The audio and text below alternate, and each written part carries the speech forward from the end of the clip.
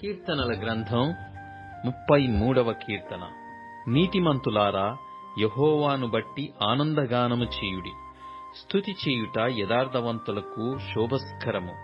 సితారాతో యెహోవాను స్తుతించుడి. 10 తంతుల స్వరమండలముతో ఆయనను కీర్తించుడి. ఆయనను కూర్చి నూతన కీర్తన పాడుడి. ఉత్సాహధ్వనితో ఇంపుగా వాయించుడి. యెహోవా వాక్యము యథార్థమైనది. ఆయన చేయునదంతయు నమ్మకమైనది. ఆయన నీతిని న్యాయమును ప్రేమించుచున్నాడు. లోకము యెహోవా కృపతో నిండియున్నది. యెహోవా వాక్కు చేత ఆకాశములు కలిగెను. ఆయన నోటి ఊపిరి చేత వాటి సర్వ సమూహము కలిగెను. సముద్ర జలములను రాశిగా కూర్చువాడు ఆయనే. అగాధ జలములను కొట్లలో కూర్చువాడు ఆయనే. లోకులందరూ యెహోవా యందు భయభక్తులు నిలుపవలెను. భూలోక నివాసులందరూ ఆయనకు వెరవవలెను. ఆయన మాట సెలవీయగా దాని ప్రకారమాయెను.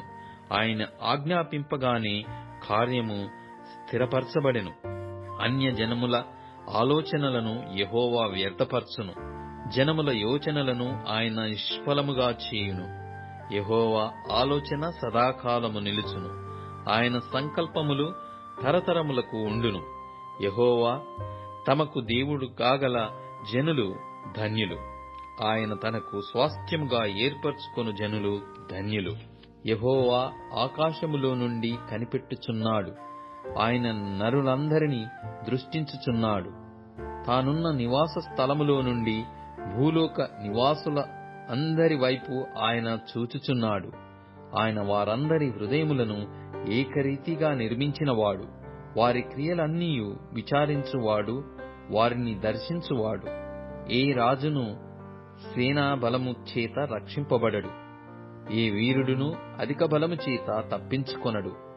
రక్షించుటకు గుర్రము అక్కరకు రాదు. అది దాని విశేష బలము చేత మనుష్యులను తప్పింపజాలదు. వారి ప్రాణమును మరణము నుండి తప్పించుటకును, కరువులో వారిని సజీవులుగా కాపాడుటకును యెహోవా దృష్టి ఆయన యందు భయభక్తులు గల వారి మీదను, ఆయన కృప కొరకు కనిపెట్టు వారి మీదను నిలుచుచున్నది. మనము యెహోవా పరిశుద్ధ నామమునందు నమ్మికయుంచియున్నాము. ఆయనను బట్టి మన హృదయము సంతోషించుచున్నది. మన ప్రాణము యెహోవా కొరకు కనిపెట్టుకొనుచున్నది. ఆయనే మనకు సహాయమును మనకు కేడెమునయ్యున్నాడు. యెహోవా, మేము నీ కొరకు కనిపెట్టుచున్నాము. నీ కృప మా మీద నుండునుగాక.